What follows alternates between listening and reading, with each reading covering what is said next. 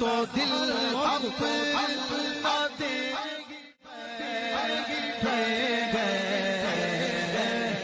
تو دل للمتقين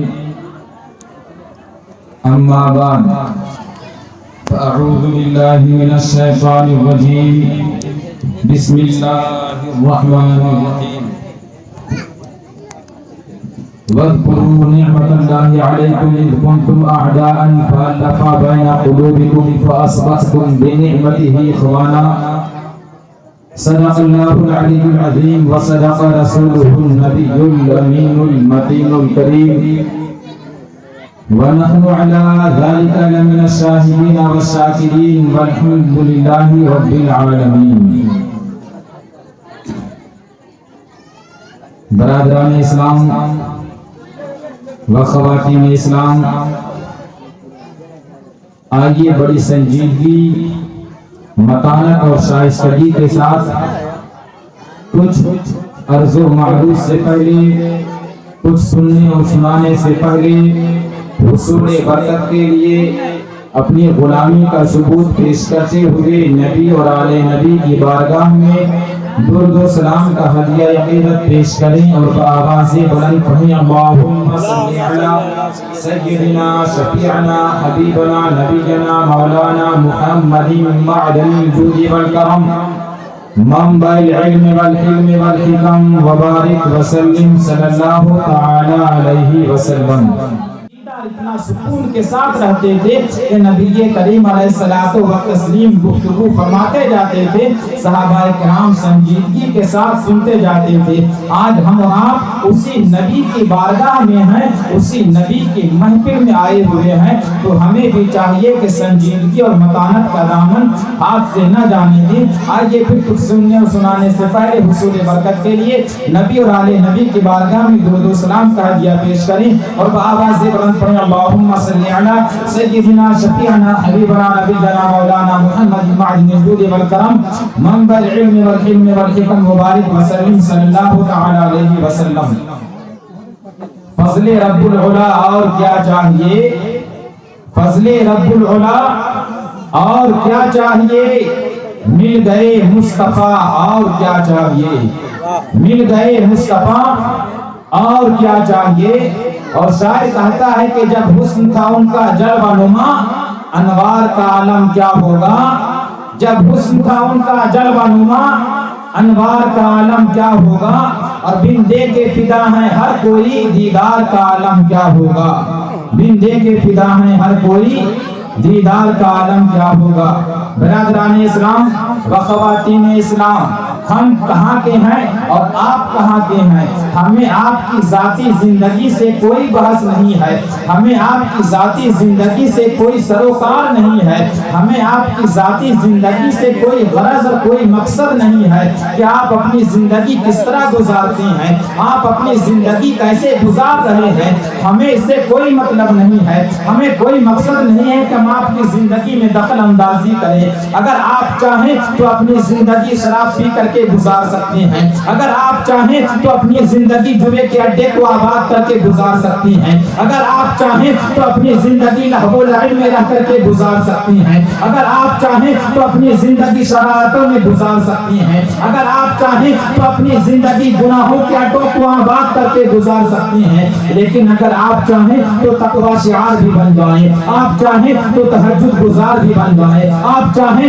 تو نمازی بھی بن جائیں، آپ چاہیں تو حاجی بھی بن جائیں، آپ چاہیں تو نبی کا وفادار بھی بن جائیں. آپ کیسی زندگی گزارتے ہیں ہمیں اس سے کوئی سروکار نہیں ہے، ہمیں اس سے کوئی مطلب نہیں ہے. لیکن برادران اسلام ایک بات یاد رکھیے، ہمیں تو کوئی مطلب نہیں ہے، لیکن ایک ذات ایسی ذات ہے جس ذات کو آپ کی زندگی سے مقصد ہے. ایک ذات ایسی ذات ہے جس ذات کو آپ کی زندگی سے مقصد ہے. وہ ذات کسی اور کی ذات نہیں ہے بلکہ وہ پروردگار عالم کی ذات ہے، وہ رب العالمین کی ذات ہے. وہ پروردگار عالم جس نے آپ کو زندگی عطا فرمائی ہے، وہ پروردگار عالم جس نے آپ کو عقل و شعور عطا فرمایا ہے، وہ پروردگار عالم جس نے آپ کو جینے کا شعور عطا فرمایا ہے، وہ پروردگار عالم جس نے آپ کو کھانے کے لیے روزی عطا فرمایا ہے. وہ پروردگار عالم یہ چاہتا ہے کہ میرا بندہ شرابی نہ بنے، میرا بندہ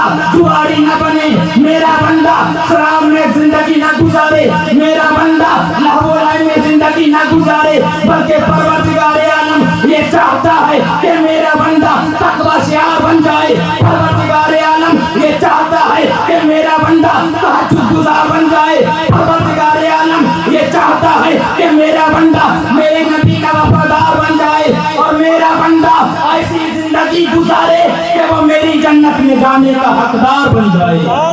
سبحان اللہ. میرا بندہ ایسی زندگی گزارے کہ وہ میری جنت میں جانے کا حقدار بن جائے. وہ پروردگار عالم جس نے آپ کو سب کچھ عطا فرمایا اسی پروردگار عالم کی مرضی اور منشا یہ ہے کہ آپ بہترین زندگی گزاریں.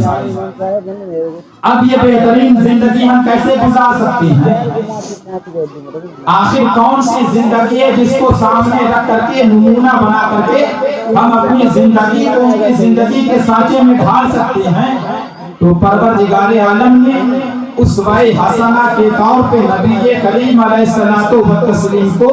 آج کے صبح میں نبی کریم کو پیدا فرمایا گیا اور اللہ تبارک و تعالی نے نبی کی ذات میں تمام خوبیاں جمع فرما دی کہ اے میرے بندو میں نے اپنا محبوب تمہارے درمیان بھیج دیا ہے. اب تم میرے محبوب کو دیکھ کر کے اپنی زندگی گزار لینا. اگر تمہیں کھانے کا طریقہ معلوم کرنا ہو تم میرے مصطفیٰ کے کھانے کا انداز دیکھ لینا. اگر تمہیں چلنے کا طریقہ معلوم کرنا ہو میرے مصطفیٰ کے چلنے کا انداز دیکھ لینا. اگر تمہیں سونے کا طریقہ معلوم کرنا ہو میرے مصطفیٰ کا سونا دیکھ لینا. تمہیں سونے کا شعور معلوم ہو جائے گا. تمہیں زندگی کا کوئی بھی لمحہ گزارنے کی ضرورت پیش آئے تم مصطفیٰ کریم کی زندگی کا مطالعہ کر لینا. تمہیں زندگی کا شعور مل جائے گا. تمہیں زندگی کا یہ سبق مل جائے گا. تمہیں ایک درس حیات مل جائے گا کہ تم اپنی زندگی کیسے گزارو گے. اسی پروردگار عالم نے نبی کریم علیہ الصلوۃ والتسلیم کو آج کے دن اس خاکدان گیتی پر پیدا فرمایا ہے. لیکن ذرا دیکھیے کہ اللہ تبارک و تعالی کو اپنے حبیب سے کیسا پیار ہے.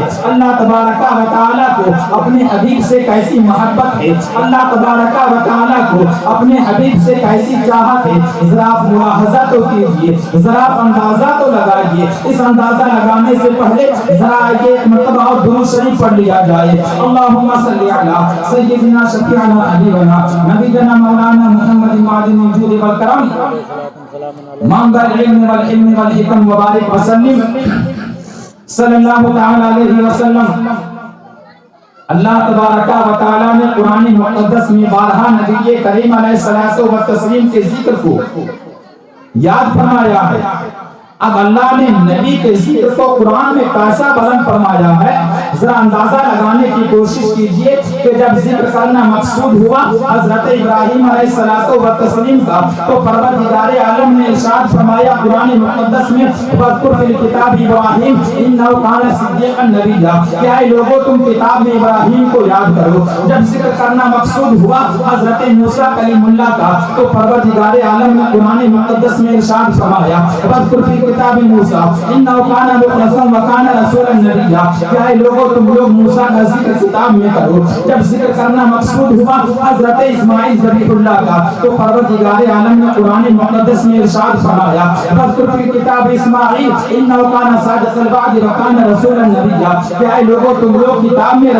کتاب میں اسماعیل کا ذکر کرو. جب ذکر کرنا مقصود ہوا حضرت ادریس علیہ الصلوۃ والتسلیم کا تو پروردگار عالم نے قرآن مقدس میں ارشاد فرمایا وذکر فی کتاب ادریس انہ کان صدیقا نبیا کہ تم لوگ کتاب میں ادریس کا ذکر کرو. یعنی جتنے بھی انبیاء کرام آئے ہیں پروردگار عالم نے جب ان کا ذکر فرمایا ہے تو یہ فرمایا ہے کہ اے لوگوں تم لوگ ابراہیم کو یاد کرو, تم لوگ آدم کو یاد کرو, تم لوگ عیسیٰ کو یاد کرو, تم لوگ موسیٰ کو یاد کرو. لیکن جب باری آئی ہے آمنہ کے لال کی, جب باری آئی ہے عبداللہ کے لخت جگر کی, جب باری آئی ہے حضرت عبدالمطلب کے نور نظر کی, جب باری آئی ہے باعث تخلیق کائنات کی, جب باری آئی ہے وجہ کن فقہ کی, جب باری آئی ہے اس ذات کی جس کے صدقے میں یہ زمین بنی یہ آسمان بنایا گیا, جب باری آئی ہے اس ذات بابرکات کی جن کے صدقے میں شجر و حجر کو بنایا گیا, جن کے صدقے میں خشک و تر کو بنایا گیا, جن کے صدقے میں باغ و ثمر کو بنایا گیا, جن کے صدقے میں اللہ تبارک و تعالی نے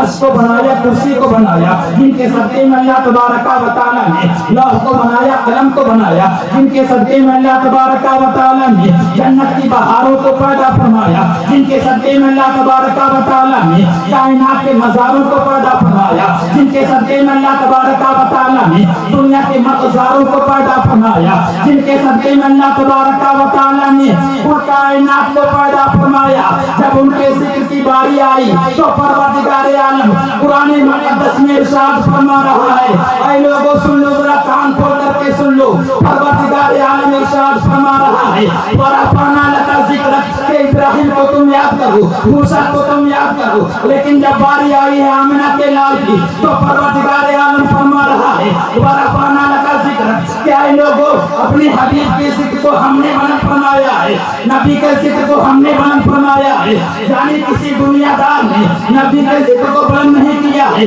کسی دنیا دار نے نبی کے مرتبے کو نہیں بڑھایا ہے، بلکہ اگر نبی کے مرتبے کو بڑھایا ہے تو نبی کے مرتبے کو اگر کسی نے بڑھایا ہے تو اللہ تبارک و تعالیٰ نے بڑھایا ہے۔ اور جب اللہ تبارک و تعالیٰ نے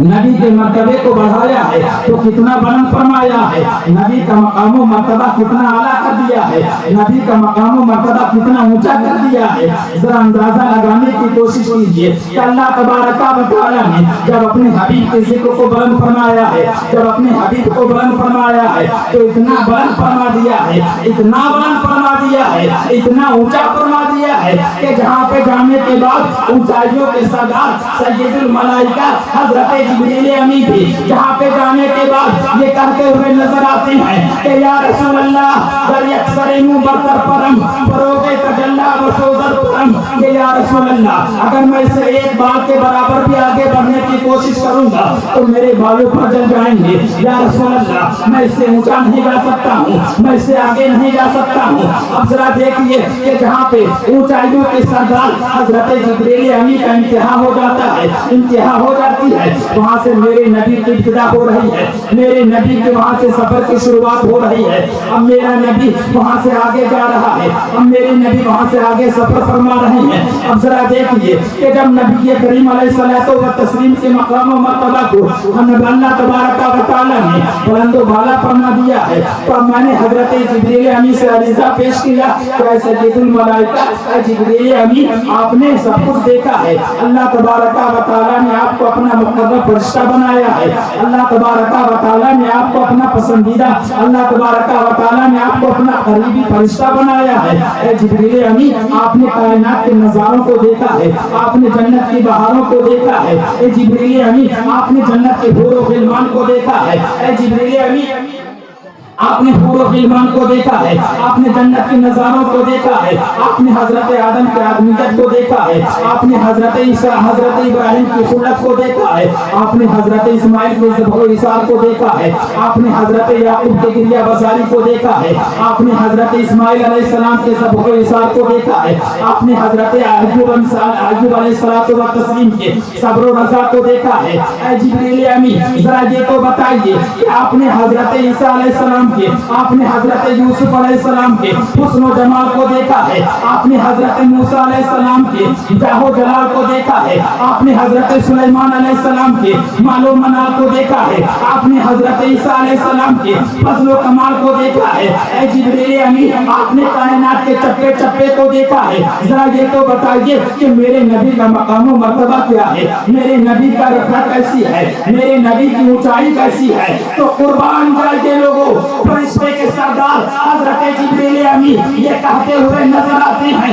کہ اللہ الارض مشارقہا و مغاربہا فلم ارى مثل محمد، جس کی ترجمانی کرتے ہوئے بریلی کے تاجدار لکھتے ہیں کہ یہی بولے سجرہ والے چمنے جہاں کے تالے سبھی میں نے چھان ڈالے تیرے بارے کا نہ پایا، تجھے حمد ہے خدایا، تجھے حمد ہے خدایا۔